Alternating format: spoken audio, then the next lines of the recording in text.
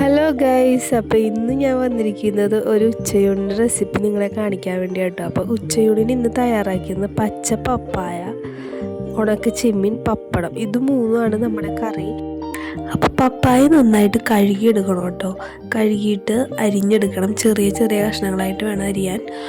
എന്നിട്ട് ഉപ്പും മഞ്ഞൾപ്പൊടിയും പച്ചമുളകും ഇട്ട് കുറച്ച് വെള്ളം ഒഴിച്ച് നന്നായിട്ടൊന്ന് വേവിച്ചെടുക്കണം. എന്നിട്ടൊരു ചട്ടി വെക്കുക, കടുകിടുക, സവാള, വെളുത്തുള്ളി, വേപ്പില ഇട്ട് ചതച്ച മുളകും ഇട്ട് നന്നായിട്ട് മൂപ്പിക്കുക. വേണമെങ്കിൽ മുളക് പൊടിയോ മഞ്ഞൾപ്പൊടിയോ അങ്ങനെ വേണമെങ്കിൽ ഇടാം, ഞാൻ ഒന്നും ഇട്ടിട്ടില്ല.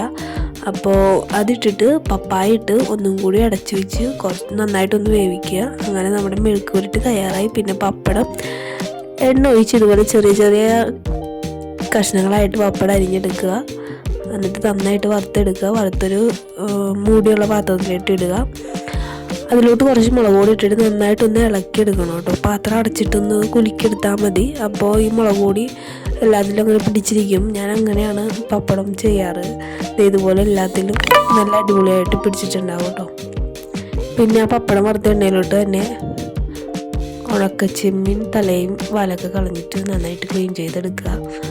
അതും ഇട്ട് നന്നായിട്ട് വറുത്തെടുക്കണം. അത് വറുത്ത് കോരി കഴിയുമ്പോൾ ഈ സംഭവങ്ങളൊക്കെ ഇടണം കേട്ടോ. വേപ്പില, ഉണക്കമുളക്, സവാള ഇട്ട് നന്നായിട്ട് ഇളക്കിയിട്ട് അത് വാടിക്കഴിയുമ്പോൾ അതിലോട്ട് വറുത്ത് വെച്ച് ഉണക്കമീൻ ഒന്നും കൂടി ഇടുക.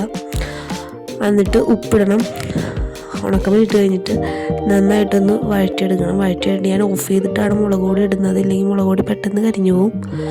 അങ്ങനെ ഓഫ് ചെയ്തിട്ട് മുളക് പൊടി ഇട്ട് നന്നായിട്ട് മിക്സ് ചെയ്യുമ്പോൾ നല്ല അടിപൊളി ഉണക്കച്ചെമ്മീൻ റെഡി ആയിട്ടുണ്ടാവും കേട്ടോ. പിന്നെ നല്ല ചൂട് ചോറിൻ്റെ ഒപ്പം നിങ്ങൾക്ക് കഴിക്കാവുന്നതാണ്. അപ്പോൾ എല്ലാവരും ഒന്ന് ട്രൈ ചെയ്ത് നോക്കുക. എല്ലാവരും വീട്ടിലുണ്ടാക്കുന്ന ഐറ്റംസ് തന്നെയാണ്.